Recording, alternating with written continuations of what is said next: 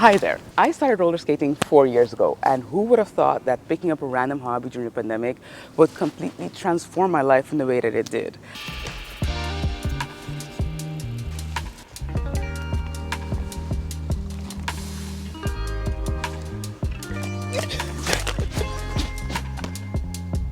And it taught me some unusual but extremely valuable life lessons that I want to share with you today. And if you're wondering why I say unusual, it's because I never thought that I would learn these life lessons from something as simple as a hobby like roller skating. So today I'm going to share 10 of them with you. Oh, and the ninth lesson is actually super valuable for both your personal and your professional life.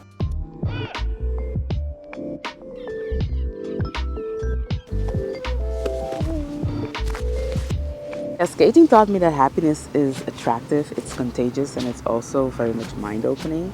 Have you ever been told that you are intimidating or hard to approach? Well, I have many times. And I think I kind of internalized that so that my behavior and personality now also makes me more unapproachable. And you might be wondering, okay, Dee, so what does this have to do with life lessons? I noticed something in the 4 years that I've been skating, and that's that when I am roller skating, I get approached a lot by men and by women. I also noticed that I behave differently.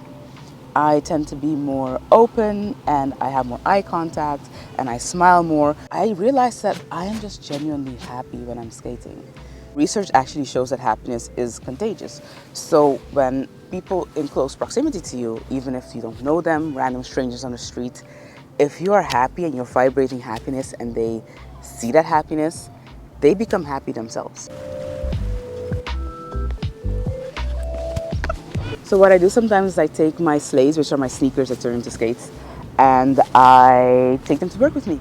And I try to get like a 15-minute skate break either after lunch or in between some tough meetings, just to boost my mood and give me those happiness vibes. So make sure that my mood is the best that it can be. And the key is to not just be happy when things are great, but to also try to find the happiness in your failures. You will fail, but how you take the time to collect yourself, come back stronger, is what sets apart being a failure and just failing, which is a temporary thing. Failing is inevitable, just like falling is when you roller skate. A lot of people come to me and they're like, hey, I really want to learn how to roller skate, but I am afraid of falling. And the first thing I tell them is, you're going to fall, accept it. That is the first thing you're probably going to do is fall. And that's okay, because it's not about how you fall, it's how you take a break, collect yourself, and then get up again. And this idea of taking a break in between came to me from tennis. I was recently in Paris for the French Open. I got to experience the tennis match courtside. What I saw there was that tennis, you have points, you have games, you have sets, and then you have matches. And between every point, between every game, between every set, they have breaks.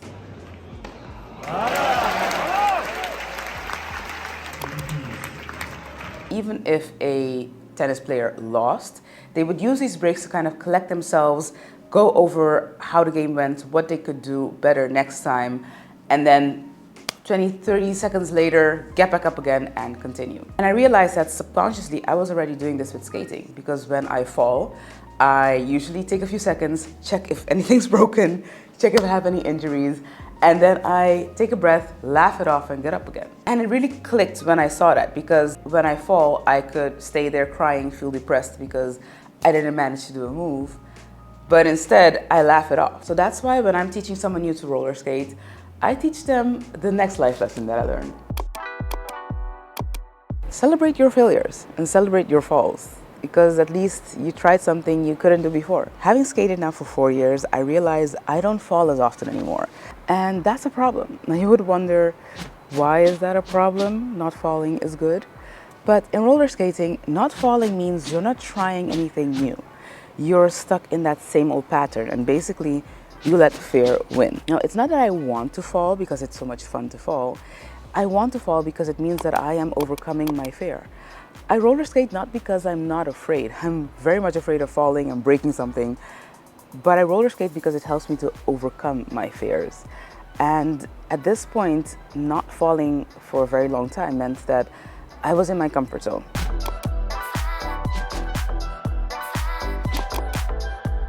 So that is why when I teach somebody new to roller skate, I always celebrate their falls. I clap, I congratulate them because it means that they tried something new. And like with skating, every time you fall, your body learns what doesn't work until all that's left is what does work. And it's the same in life. Every time you fail, you learn what doesn't work for you. Every business idea you fail, every video that fails, you learn what doesn't work until what's left is what does work. So that is why I try to apply the next lesson in my daily life.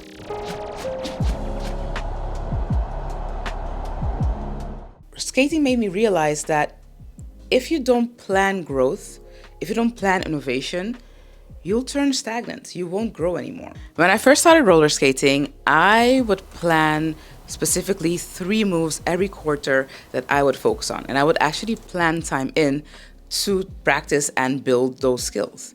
After having a slump for the past year and a half, I felt that I wasn't really growing in my skating. There were no moves that I could actually teach people. I wondered why this was happening. Why was I not growing? And the answer was, I didn't plan it. I did not plan to grow. The things that I used to do in my first 2 years, I stopped doing them. I stopped looking for new things to learn. I stopped blocking time to learn. And there's really nobody I can blame because I just chose to spend my time differently. It's not necessarily a bad thing. I'm not saying that you always have to be growing, always have to be striving, always have to be creating your next master plan to take over the world. But I am saying that you need to do it consciously. So if you're happy where you are now knowing this, you can make a conscious decision to stay where you're at. But for most of us, including myself, it wasn't really a conscious decision. I just stopped putting in the work that I need to put in. And then I woke up a year later and wondered why I was still in the same place. And this is not just for skating. This is also just for goals in life. And oftentimes, with me at least, it's because my goals are so big and so lofty and so ambitious that they scare me, and they scare me into paralysis, and then I end up not doing what I need to do. So that is why I try to practice the next life lesson that I learned in my daily life. Small goals prepare you to handle big goals. It would take me sometimes weeks to months to learn a new move. And it's very easy to get discouraged when you're months in and you still don't know how to do something. But I learned to break things down into smaller, bite-sized pieces. Your body is a crazy thing. When trying something physically new, you have this thing called general adaptation syndrome. And that's basically why you get sore, because your muscles are not adapted to the move that you're trying. I noticed it with roller skating, especially with new moves that targeted muscles I didn't even know I had. So there's this initial phase of 1 to 3 weeks where your body recognizes, hey, there's something new happening and I don't like it. It feels like torture. And you get very sore, it's very painful, and it's not nice. Then if you continue this movement, 4 to 16 weeks later, your body adapts and it gets more efficient at dealing with the stress and torture that you're putting it through. And you get what is called the adaptation syndrome. Now, if you continue even further, another 4 to 16 weeks, your body actually gets used to it so much that it becomes painless. The first thing I learned in roller skating was to break my moves down into smaller, bite-sized pieces. I would literally screen record a cool video I saw on IG, slow it down frame by frame, and look exactly at where they're placing their weight, where their leg goes, where their arm goes, and I start training my body on those small moves. And with each goal that you conquer, your world becomes bigger and your arsenal of skills become bigger to the point where you can combine them to create completely new skills. Similarly, you can tackle non-physical goals. If you want to become a YouTuber or build a business, analyze how others are doing it. What are they doing? What are the specific small parts and pieces that they're doing? For YouTube videos, it's what's the script like? What's the storytelling? How do they edit? How do they color grade? How do they put their compositions? And then focus on one of those goals, learn to at least, I would say, adequately be able to do it, and then move on to the next one until you have all of those skills that you can then put together into this one big, amazing YouTube video. But in creating these small little goals to go after, I realized one of the most important lessons that roller skating taught me. Now, if like me, you have a lot of interests and a lot of ideas, chances are you like to jump around from idea to idea all of the time. And it's basically because our brain sees routine as boredom. As soon as you get used to something, it stops giving you dopamine and it becomes just a natural, normal, everyday thing. And if you're like me and you need a lot of new stimulus, this means that you fall into the trap of not focusing. And I'm currently reading this book called Essentialism. And in this book, the author illustrates in a very powerful way why you need to focus. And yes, I know subconsciously we all know that we need to focus, but this drawing that he showed actually made it click to me. So I want to share it with you guys, but then with my own little roller skate twist. So imagine you have a goal, which is this line right here, and you are here at the starting point. In order to reach your goal, you have to put in effort, right? And the direction of the effort, that is your focus. So let's say you only have one thing you focus on. That means that all the effort you put is going to take you directly to your goal. However, with every additional thing that you focus on, you are dividing your effort into different directions. So if you have, let's say, 3 things, then your journey to the goal might look a little wonky. You might go over the playing field a little bit. But imagine you put your effort into a lot of different things and your effort is spread out on all directions. Spoiler alert, you're not moving anywhere. You are staying in the exact same place. And that's something that I experienced because I tried to put my effort in everything and try to do it all. And it didn't work. Also with skating, if I tried to learn too many moves at the same time, I wasn't spending enough time on one move to actually get far enough so I could master that move or do it at least adequately. And I realized that I tend to change focus because I get bored or because I don't see results fast enough, and then I want to try my luck with other things. But by dividing my focus and my effort, I'm basically getting luck nowhere. So that leads me to my next lesson, and that is that I need to trust the process. Roller skating, just like life, is not linear. I could be doing a move that I thought I had down, that I thought I'd perfected, and then boom, ass meets ground. And that's also how it goes with life. But roller skating taught me that I need to trust the process. This week, I was trying a move that I have been struggling with for a month. And I hadn't tried anything for a few weeks now. And out of the blue, I managed to do this move. Oh my God, I did that. That really solidified the notion of trusting the process. Sometimes all you need is rest, and sometimes when you least think it's going to work out, it actually works out. Because like we said before, it takes time for your muscles to build up and to get used to a move. Just when you think about giving up and you do it one more time, it might just work out for you. But where most of us go wrong, especially myself, is that we internalize one little failure as, oh, this is not meant for me, or you see, I wasn't supposed to do it, and then we validate our own self-doubt. Guilty. And although I'm definitely still struggling with this, I realized that I really do need to trust the process. And especially last week with this new move, that was just a confirmation for me. And if you're thinking, yeah, I trusted the process and it got me absolutely nowhere, then maybe this next lesson is the lesson for you.